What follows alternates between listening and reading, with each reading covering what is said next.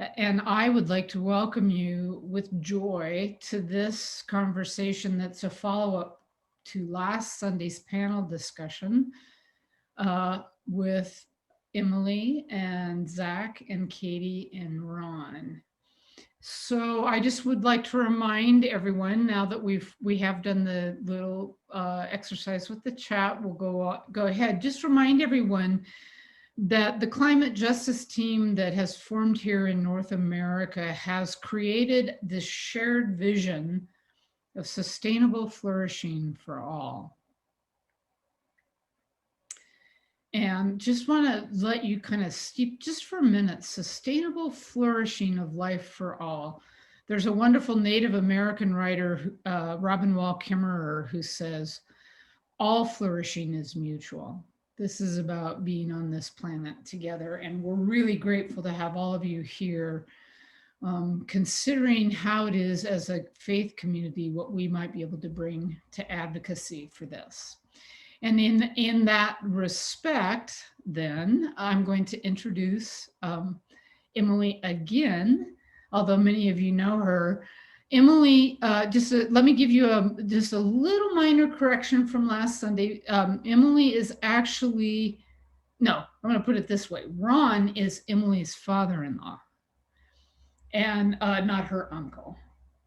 But Emily's husband, Daniel, is Katie Harmon McLaughlin's brother. So it was really a family affair last week. And Emily's here to represent this active piece that so many of you have been asking for. So Emily and Daniel just completed a very arduous move back to independence. They were on the West Coast, working in the Pacific Southwest Mission Center for a while. Emily has her MDiv from Claremont, which is also down in Pasadena, I believe. Is that right, Emily? It's actually in Claremont, or was, and has now moved up your way and is part of Willamette University. Oh. Go check it out. We'll check that out later. So get this, everybody. Emily's current title, she's working for Rockhurst University in Kansas City, and she is the campus minister for faith, justice, and solidarity, which I just think is the coolest title ever, faith, justice, and solidarity. She's also trained as a chaplain. She loves poetry. She's helped with our spiritual formation pieces when we were doing our conversations earlier in the summer. And she helped create our website in her vast amounts of spare time. So the reason it looks as beautiful as it does is to Emily's credit. And we just want to say that Emily has really inspired this team in our deliberations. She's one of our favorite people and among the most awesome young adults you could ever meet. And so we just extend again our deep appreciation to you, Emily, for sharing your time and energy. We welcome you back and turn the afternoon's activities over to you. Well, thank you, Lori. Your words are just so generous and kind, and I'm grateful to be here and to share with all of you and have some really wonderful conversation.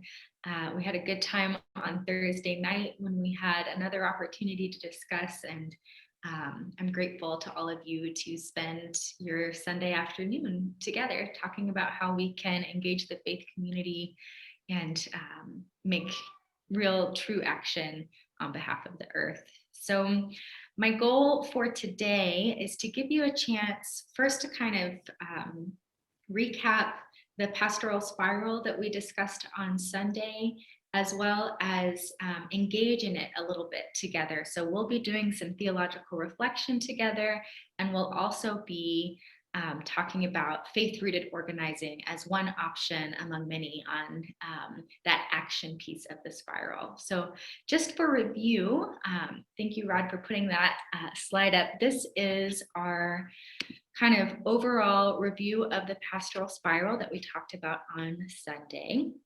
And again, you start with experience. That's where all of our entry points are for all kinds of work, but we're talking about climate justice on these panels. And then we moved into social analysis and looked through all of those different lenses of sociological and economic, political, cultural, environmental, and religious. And then we moved into faith reflection, where we talked about theological ideas and what our faith identity had to say in the midst of everything that we were learning. And then we moved into that fourth piece, which was action. And we adopted a posture of experiment and tried to kind of help that free us to engage in action that we may not have otherwise thought we would do. And again, it's a spiral. So our action, sorry, my cat again, he's a loud participant in all of our Zoom calls. But action leads us into more experience where we learn more.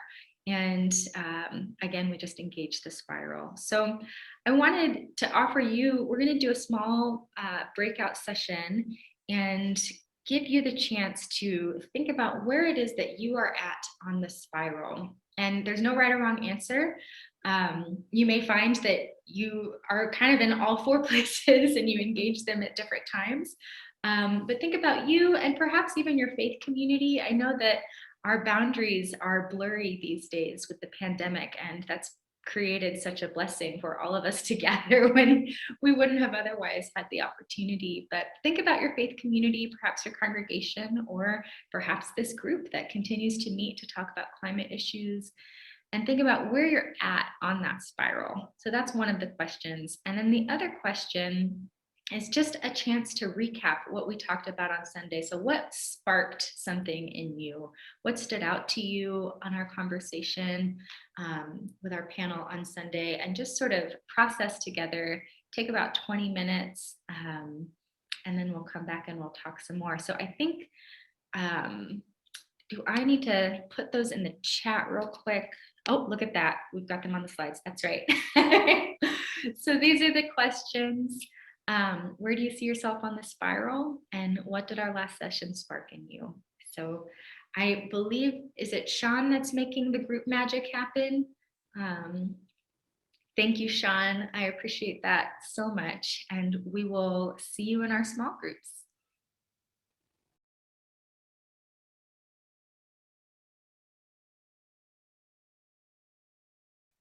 Thank you. I am so grateful for our small group time, and I hope that that was meaningful for you too, to have a chance to process with each other some of the things that we learned together, and just what it has sparked in you and what your next steps might be. So I'm excited about that.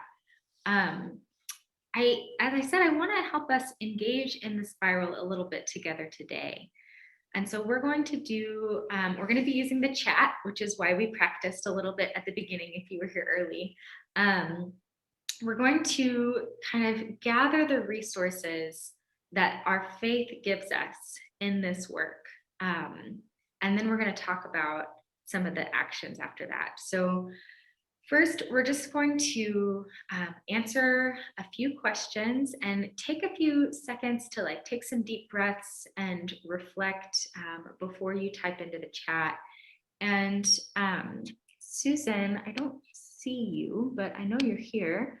Are you willing to read back and forth with me like we did last time, those entries into the chat? Yes, I can do that, Emily. I'm glad to do that. Wonderful. I'll let you do the first one, and then I'll just go back and forth like we did before. Sounds perfect. All right. So our first question, everyone, is how does your faith motivate you and sustain you? So just take a few deep breaths and think about, in your life, how has your faith motivated and sustained you, particularly in the work of justice and specific to climate justice.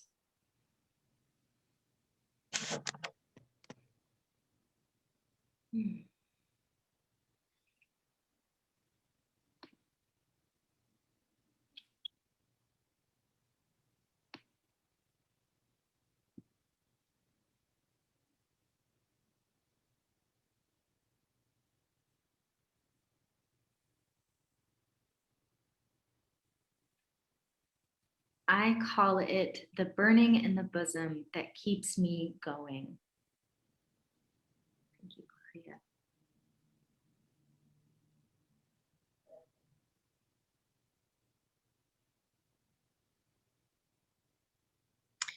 being stewards of the earth, respecting and caring for God's creation.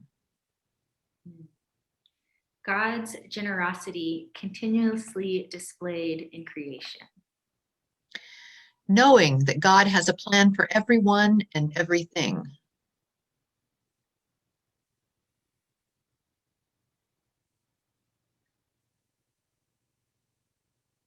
We are all connected in all things, in all ways, with humanity, nature. All have a spirit that is within all.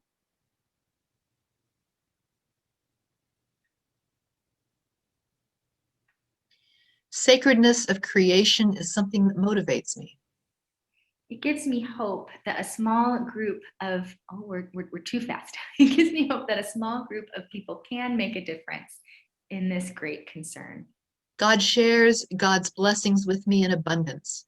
My response is to bless others by doing all to protect the earth's living systems. The beauty of creation and my sense of holy presence in and through all nourishes, motivates, and sustains me. Born into a belief that all things are valued, everyone should be equally valued. Encourages me to continue learning and being aware of those issues around me. Today's Genesis scripture says God's covenant is with all living things. I never paid attention to that from an environmental perspective before. Faith says it is worth going ahead with hope in my heart. By consuming more than our share, we are culpable in upsetting God's plan for all. It is a shared value across many faiths and populations. We are reminded that all are called to be stewards of all God's creation. Creation is God's and is shared with us.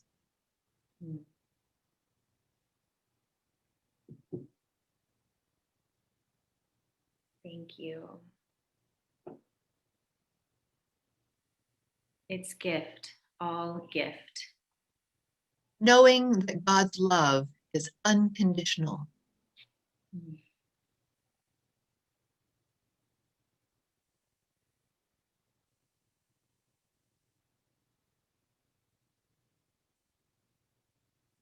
Just a few.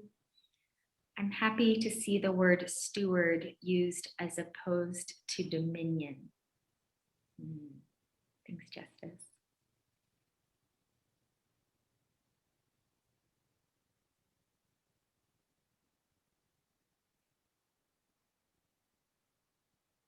All of creation is of worth. In their welfare resides our welfare. All of creation is interconnected. God's abiding presence will be with us through an uncertain future. All creatures have value and deserve justice. I have faith that as long as we follow God's direction, we will be blessed. He has made us stewards of the earth and over our bodies. He has directed us to care for them. My faith journey has often taken me into unsuspected places and experience. My faith tells me there are larger possibilities at work than I can possibly see, a basis for hope and to keep going. My faith gives me hope that we can improve.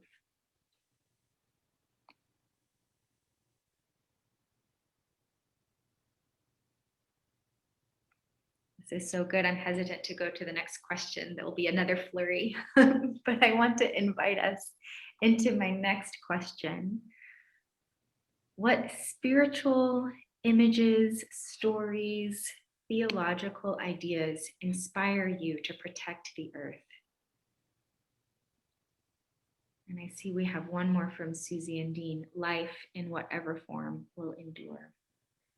So take just a few minutes and take a few breaths and reflect on that question. What spiritual images, stories, or theological ideas inspire you to protect the earth?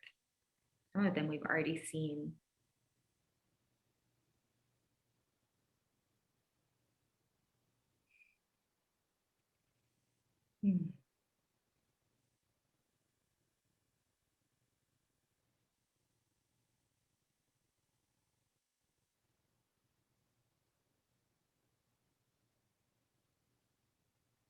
Sunsets. Love that. God called all creation good. Creation story as it connects with our new understandings of the cosmos. Jesus' servant ministry. Spirit is in all things, all things. The story of Noah's efforts to protect all creatures, not just humans, from catastrophe. Noah's rainbow is a reminder that all creatures are of worth and related. Newborn wildlife and new plant life. The fact that the earth, a living creation, has limits just as mammals causes distress to me as a result of some of our actions as intelligent creatures. A newborn baby. Stewardship, justice, and gratitude. I am my brothers and sisters' keeper. Recognition that the earth is sacred, God in and through all. The photo of Earth from space. The church seal of the child, lamb, and lion living in harmony. Kindness prevails. God is spirit and God is light. God is in everything.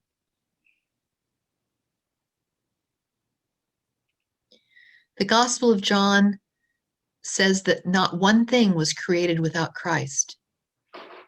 Native American stories, the dedicated keepers of the earth. The giving tree story. The passage from Doctrine and Covenants, which uses the words, "the earth groans," strikes at my heart, inspiring me to do what I can to protect the earth. Thank you, Mary. Native Americans knew that all creation had a purpose, even medicine when we are sick. They were closer to the earth.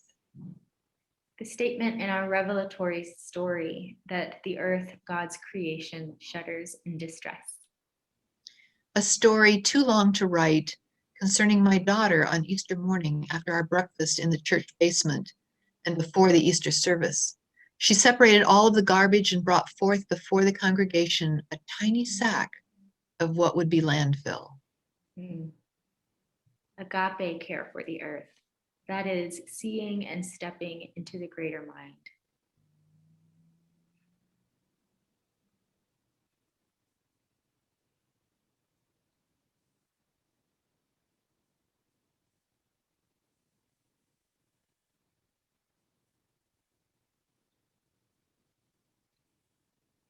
Thank you, friends. Oh, there they go. Another flurry. My belief that I am in relation as a sister to trees, rocks, water, land, sand, and the heavens. We are all connected with love. Sparrow landing on a branch next to me as I meditate. The promise to see with new eyes. Gratitude.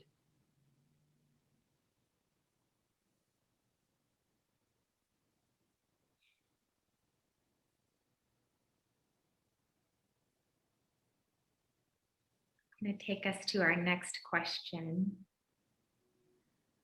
What does your faith teach you about the purpose of your life?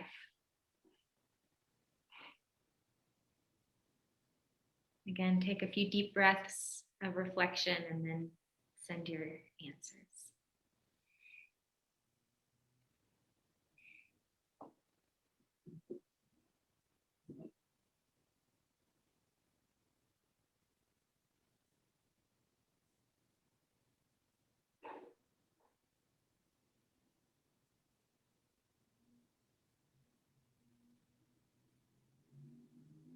To be inclusive. That I need to use my gifts to help others. To be in beneficial relationships with the rest of God's creation. We are created to be a blessing to others.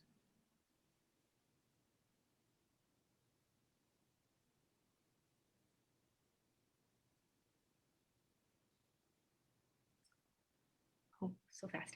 Love God, oneself, and one another. I am a small but blessed part of God's creation. To love and serve others and be a steward over what God has given me. Sharing is caring. We are that we might know joy. I receive joy from awareness of creation. I feel God to noticing and remembering the interconnectedness and radical kinship that is the kingdom of God. Build relationship and share the good news of Jesus Christ. To be my true self, and I lost the rest. The God who is in me. I am here to love, sharing for health and wholeness. Live in harmony. To become one with the Father and Son through the power of the Holy Spirit, and to invite others to become one. That everything that happens to me becomes part of the purpose.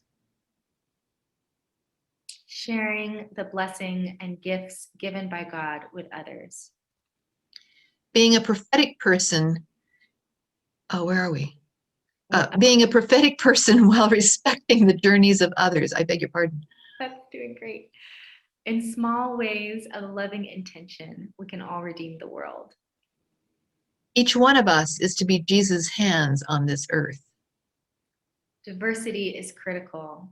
I must find my role and uphold other very different roles of others. All life has purpose and blessing.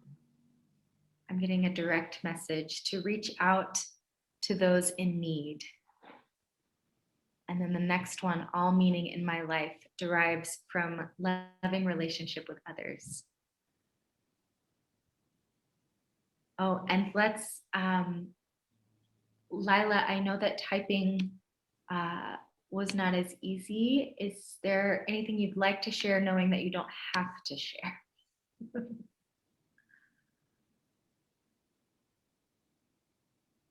not hearing you. Okay. My Lila, you're muted.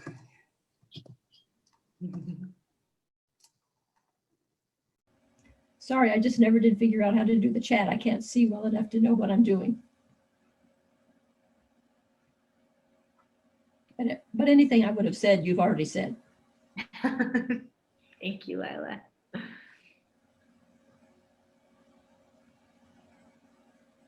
I'm so moved by the flurry of purpose. There's a strong sense of that in this group. I'm going to invite us into this last question. First, I'll read this from Jen Fisher, and then I'll read our last question. My faith teaches me that we are the hands and feet of Jesus. We need to reach out to the marginalized, outcast, and downtrodden. I'm taught to plant the seed of kindness so that many others can be the hands and feet of Jesus. Thank you. And our last question invites us into a time of visioning. What does your faith teach you about God's goals for your community? Or put another way, what is God's dream for creation? And how might we be a part of that?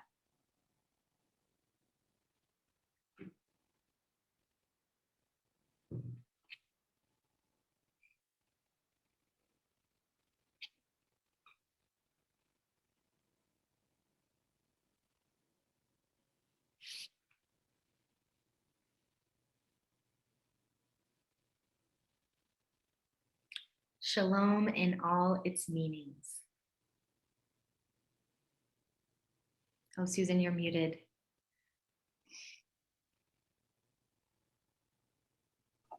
There we go. To strive for the peaceable kingdom in all ways. We should unconditionally love each person as God has loved. We are one in 2021 as we follow Jesus, the peaceful one. I love that. To be one, a system of giving and receiving with love as the foundation.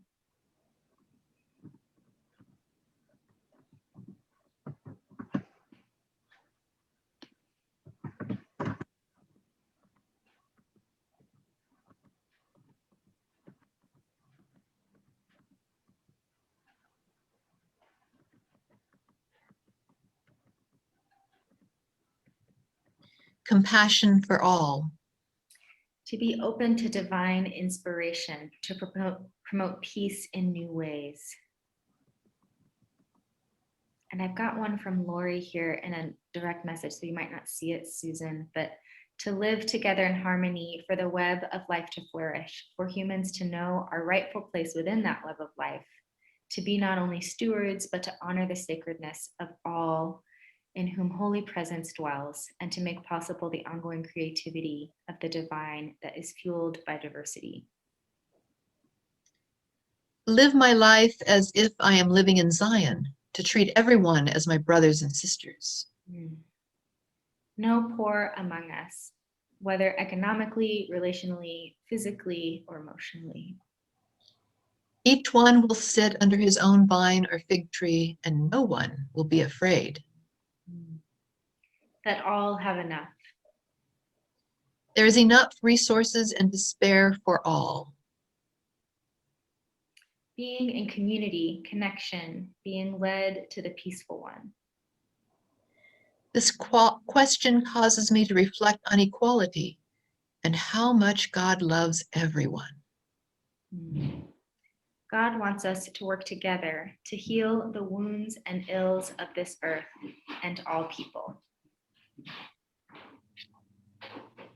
To be in the forefront of efforts to create peace within ourselves, among us, and about the planet. Community of caring, kindness, and respect, enabling all to fulfill their created purpose.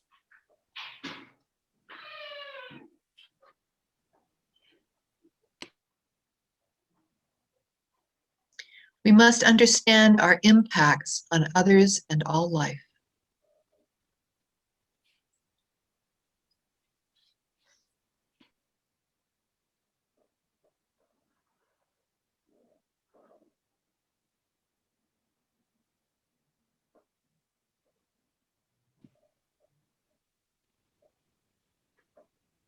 We must love and respect ourselves first to love all others. Hearing God's will.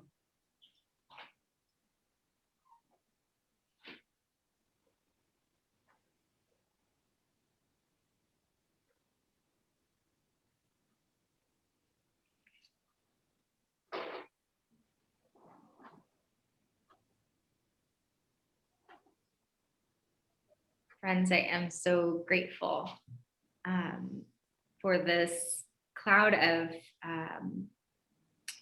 just so much diversity in what we find in our faith. And I'm so grateful for you sharing.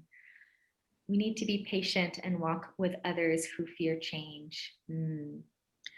My faith teaches me that God's vision for my community is much greater than my immediate community. My community extends to the larger Earth community. I am so moved by this reflection time with you. There is so much that we carry in community of Christ, and that you carry in your own personal, individual lives of faith that I think are just deep wells of resources as we work to protect the earth. And so thank you for this. I'm going to invite us into our next conversation, and keeping an eye on time, I think we're doing okay for that. We're going to do I'm going to review some of the definitions that I talked about in my little section on action on Sunday, and then we're going to dig a little deeper into what we mean when we say faith-rooted organizing. So some of these will be review, and we'll kind of go a little at a faster clip, and then some of them will dig a little deeper. So these first ones should be familiar to you from on Sunday. So we'll go to the next slide on those. So again, we talked about this metaphor of fishing, which is kind of like a helpful way to think about these different terms. So direct service or giving someone fish would be, in our example of food justice, perhaps a food pantry with organic, local produce. The next one, community development or fishing, would be people doing things for themselves, or in this example, a community garden maybe, where local families tend to their own plot and grow sustainable and organic produce. Organizing and advocacy would be removing the barrier around the pond to the fish. So for that, we have this example of changing laws and policies and institutions surrounding food production in our one example that we talked about on Sunday. You could partner with non-toxic neighborhoods to ban glyphosate in your community. Another example, organizing your community to change energy efficiency standards in your city. And then organizing is the concept of bringing people together to engage in the process of systemic change. When we talk about faith-rooted organizing, that means we're weaving in the resources of faith, some of the things that we just talked about in our beautiful sharing in the chat, and calling leaders to their sacred responsibility and naming this directly. Again, systemic change has to do with changing the laws and policies, structures and institutions, removing the wall around the pond. Democracy is the system of public participation in decision-making, voice and vote and influence. Advocacy is helping to influence the public decision-making, whether that's through trying to advocate that people vote or advocating to the people in power that we have elected. And multi-sectoral organizing is really important, and we're going to talk about it a little bit later, but it just means that each sector that is being organized in such a way to contribute its own unique gifts. And really that leads us into this conversation of faith-based organizing versus faith-rooted organizing. And so this is what I'd like to touch on a little bit deeper. So typical faith-based organizing uses congregations as the base for organizing. And one way you can think about it is you think of traditional community organizing that then pulls in congregations or faith communities to support that work as, you know, kind of reliable groups of people that you can pull into and invites them into a more secular model of community organizing. Faith-rooted organizing takes it a little bit further, and it's more laser focused on the actual gifts that the faith community brings. And it's less about the faith community kind of adopting a secular organizing model and more about kind of a multi-sectoral way of organizing where faith communities and faith leaders bring their specific gifts of faith. And we listed those out in our activity earlier in a beautiful way. And this kind of organizing is completely shaped by our various faith perspectives. So if we'll go to the next slide, I want to talk about, oh, there's some examples at the bottom. So engaging congregations in advocacy versus calling government to its divine purpose. So there's a book called Faith-Rooted Organizing that we will share the title and authors in just a bit, but I'll back up. I came into faith-rooted organizing through an organization called CLUE in Southern California. And so for those of you who live in Southern California, please check them out. It stands for Clergy and Laity United for Economic Justice. And what they do is they organize faith leaders in conjunction with labor unions to work on behalf of economic justice in the community. And I'll share with you a story. My husband Daniel and I had a chance to walk alongside some workers at the Laguna Cliffs Hotel in Southern California, and they had been laid off in the pandemic, which lots of people have, and their health insurance was taken away as a result in the middle of a pandemic, and they were not guaranteed a right to return to their jobs after they had been furloughed. And what we did is we worked alongside them as they began to form a union. And then once their union had been formed, we worked alongside with them to demand justice, that they be reinstated with their health insurance and that they be guaranteed based on length of employment with the hotel to be able to return to work after the pandemic. And that took several different forms. So one of the ways we did that, we organized faith leaders to show up with their union delegations when they went to go directly to speak to management.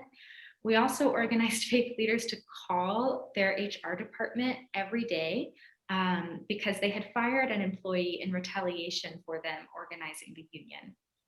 And it was confusing to them that faith leaders would call every day and talk about why this mattered to them, that this person be given his job back. At one point, the HR people said, "You don't even know him. Why do you care?" It was very confusing to them. And it ultimately ended up that the faith leaders with Clue attended a shareholders meeting for the larger company that owned this hotel. And alongside and with support from behind so that the workers' voices were centered, we supported them and demanded justice in all of those different intersections and points. And they were able to win. They were able to receive their health insurance and have a guaranteed right to return to work. And I believe they even negotiated an increase in pay once they were able to return to work. So it works. And it's very confusing to people that hold power. But what was so powerful about that was that we as faith leaders didn't need to be organizers as the unions did. What we did is we brought our particular gifts. We invited the workers into prayer before they went to go and talk to management. We offered our moral authority as faith leaders in the community and spoke to management alongside the workers. And there was something about us offering the very specific gifts that faith leaders could bring that shifted the needle. And so that's what we mean when we say faith-rooted organizing. All of that is to say, there are different models. And sometimes when we think of faith and organizing, what we might be thinking of is faith-based organizing. And this is a quote from the book. And here's what we say.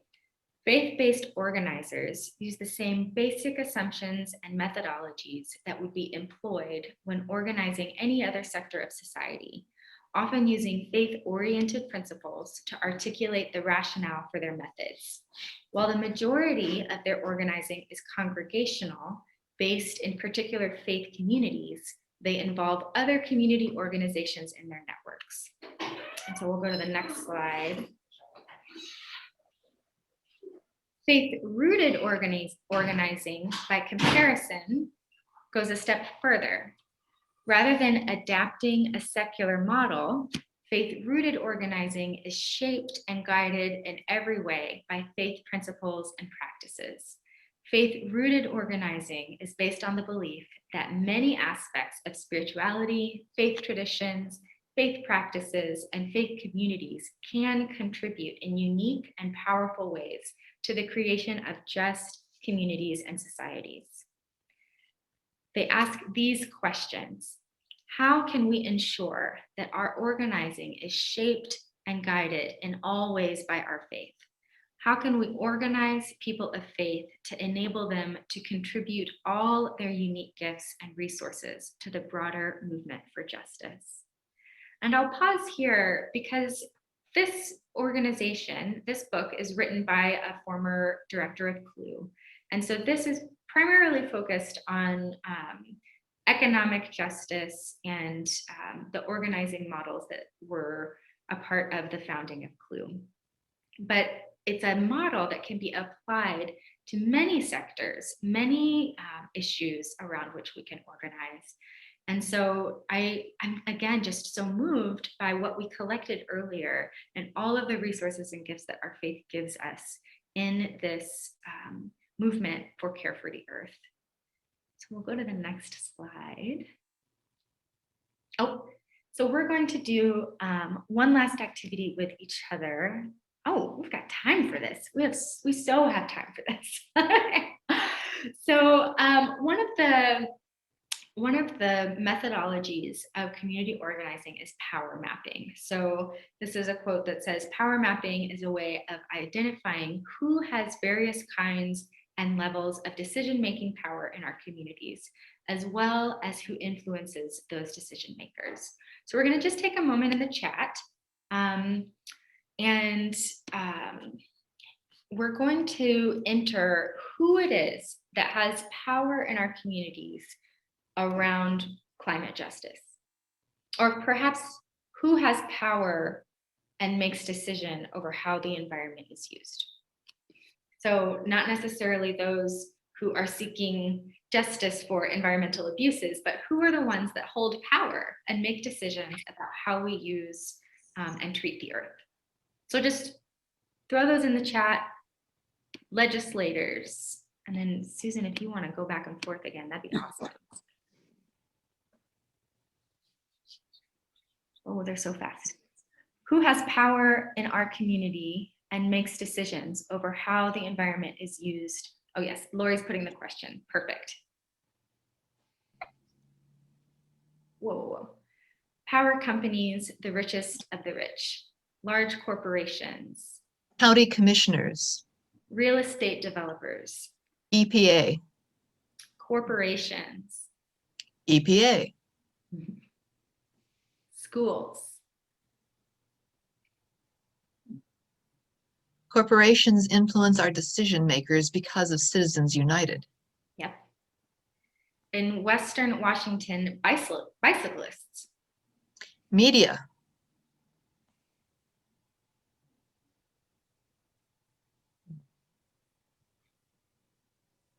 I believe it starts with local government, city council, and extends outward. Also, how we spend our money.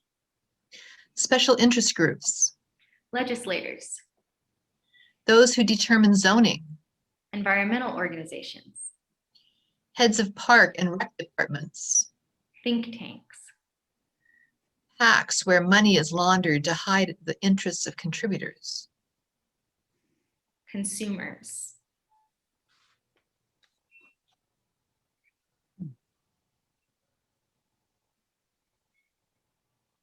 On my own, I'm going to add those who set the codes for construction. yes, voters, Yeah, go ahead. voters, Youth organizations like Scouts, media ads, influencers, well-known people who use their example to speak on climate justice issues like Bill Gates.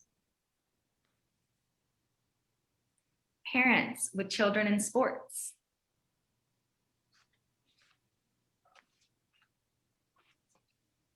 Broadcast media.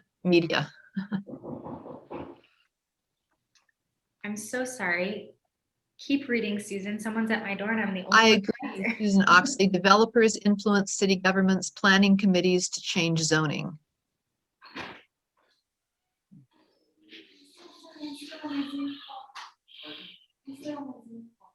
Farmers, agricultural interests.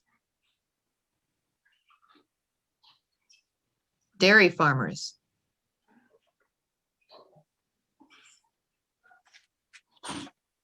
Ranchers. Tourism industry. Thank you.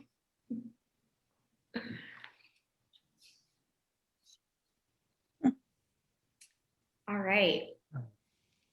I think the market.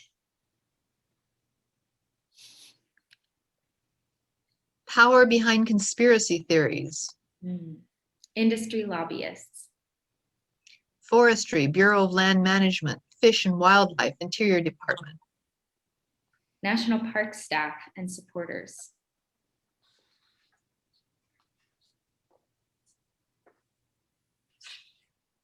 Shareholders.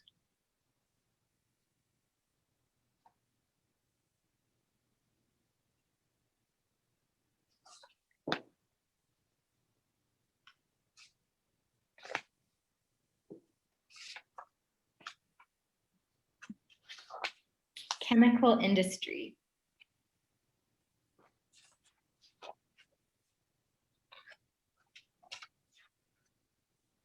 Can add the fossil fuel industry. Yes, there it is. There you go. Fossil fuel companies who buy influence to sustain public subsidies. There it is. Transportation industry.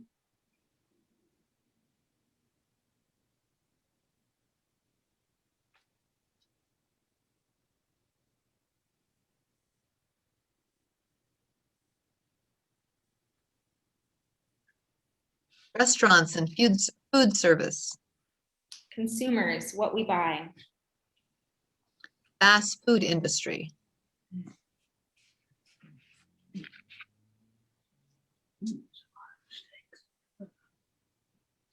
All energy distribution corporations.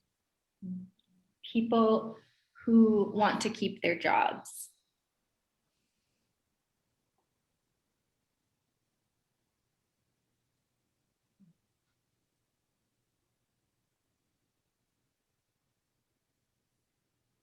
Political parties.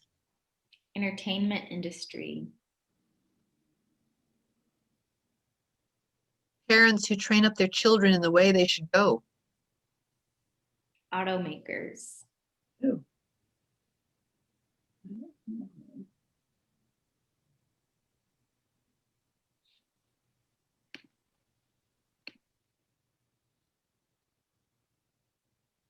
Investors.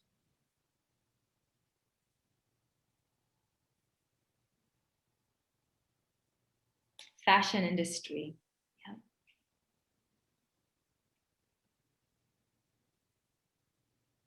Almost never the same vulnerable populations. Mother Almost never Nature- the most vulnerable populations. Sorry. Mother Nature herself seems to have a say, not always with human pleasant consequences. Pharmaceutical industry.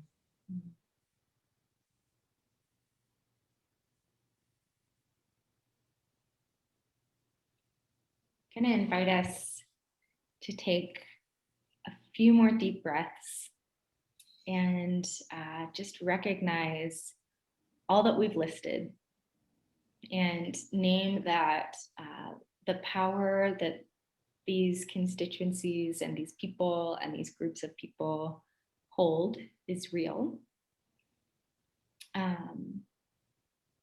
But I want to invite us into one more question, and that's on our next slide.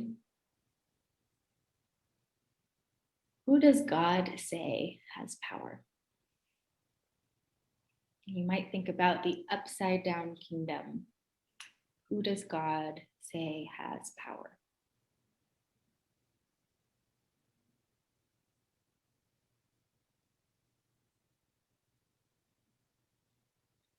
The least, the lost. The disinherited and dispossessed. Individual choice. The marginalized. The meek. The homeless. Nature.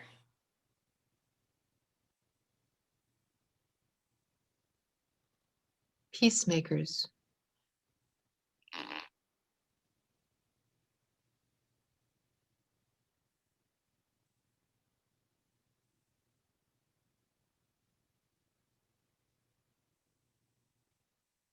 God.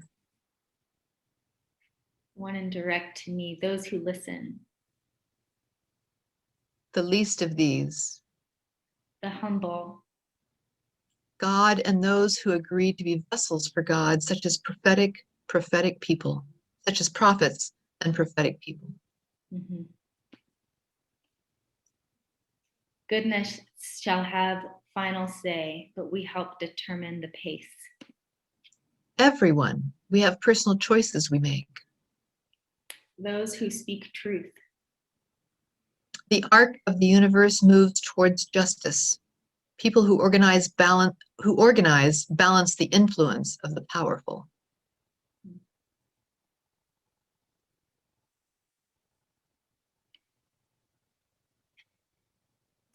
Those who love versus those who hate.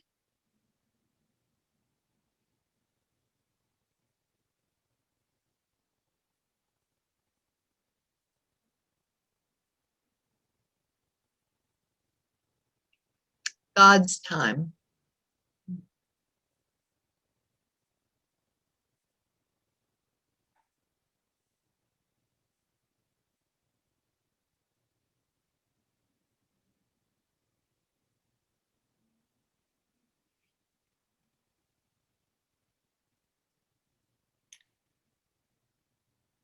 I'm those filled with God's Spirit, charisma.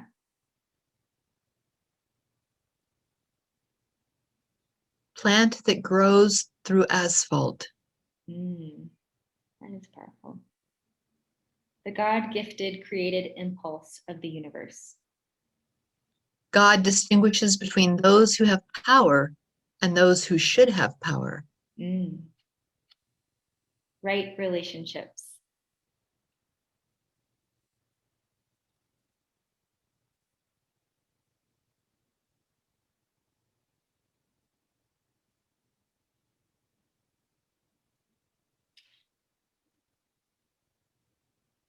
I am struck by how quickly that question shifted our thinking.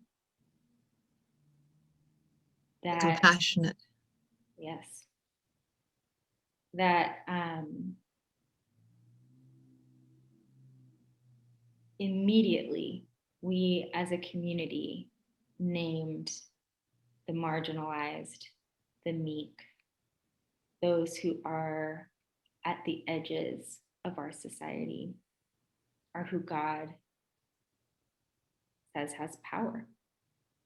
And that is the model that gives me the most hope, because it is easy to look at our power map of large corporations and governing bodies and people with influence and feel quite small. And my hope, my deepest hope for you in our conversation is that you walk away feeling like we as faith and lay community leaders are more powerful than you think. And I was actually chatting a little bit with Lori before our time together. And I think Community of Christ as a faith community is particularly poised to engage in faith-rooted organizing and to make a difference in climate justice, not only because of the gifts of our faith that we listed that sustain us and ground us, but also we have a very unique model where we happen to have a lot of ordained people in our congregational structures. And that actually carries authority outside of Community of Christ in ways that we don't always hold, and that's okay, that's us. But in my experience with Clue, I found that people were very conscious of like, well, do I call you Pastor Emily? I want to make sure that I like offer you the right title, which feels kind of weird, unusual, because in our community, like we I don't know, maybe we try not to get so hung up on titles, but it carried authority in a way that had power in the community. And when you use that with a laser focus, actual change can be made. And what the gift of faith-rooted organizing gives us is that we don't have to get our entire congregation on board for climate justice. It's great if you can. I highly, applaud all of you who have like switched to mugs for your coffee hour and ensured that recycling happens at your congregation and talk about climate issues in your congregations. I think that that is highly valuable and important. But it also means that there's advocacy work that can happen from a faith-rooted perspective that doesn't require that the whole congregation all come together, that there's this sort of freedom in organizing with faith leaders from all over the place to bring about change. So I don't know how much time we have. We have about 10 minutes or so, and I'd love to open up for any questions or conversation that you want to have in our last few minutes. And then we will advertise our next conversation for next time. So might I suggest that we take the shared screen down just Yes. while we have a chance, so we can make sure we see everybody. There is the next slide, and then we'll show the last two slides right at the end. That sounds great. That sounds great. And I know I see Lila, I see your hand up. I can't see all of the pages, so those who can kind of help screen for hand raising, but Lila, go ahead. My question is, you were going to tell us the author of that book and you never did. Yes, it's on the next slide and I don't have it memorized. All right. But thank you, and I highly recommend that book. It goes into detail much more than I have. This is like the tip of the iceberg of faith-rooted organizing and using it as a model. So highly, highly recommend. We'll come back to it, Lila. Okay. I see Nancy raising her hand. Just a brief comment. Several years ago, the city of Seattle approached our congregation because we have a relatively large roof area on our building. And they had a program called Rainwise, and we agreed to basically let them finance collecting all of the rainwater off of our building into 4 large cisterns, 1,500 gallons each. And we can use the water if we want, but also that it slowly goes into the rainwater system. And Seattle was having a real problem with overflow of rainwater into the sewage system, and then it backflows into Lake Washington. So they proposed this. And I don't know if other communities are doing that, but it means that it's so much less expensive. They paid $18,000 for somebody to literally pipe all the water very efficiently and very nice off of our building in South Seattle. And I don't know if other communities are looking at that sort of thing instead of tearing up the streets and replumbing the entire, because it's in an older community area. I love that partnership with the city. Thank you. That's awesome.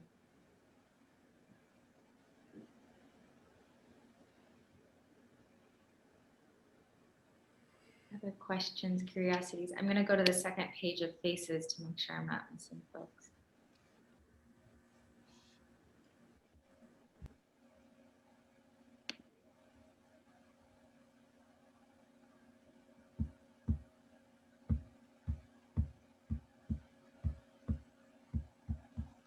I'm not seeing any fervent waving, so that's not a bad thing.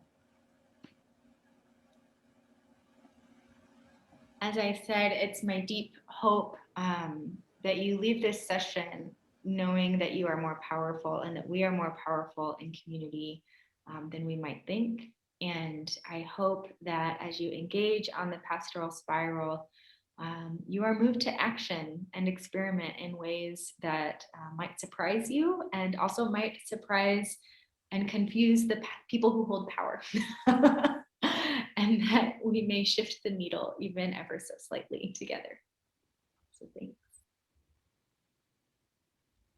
And we can go with those next 2 slides. I think this is the book.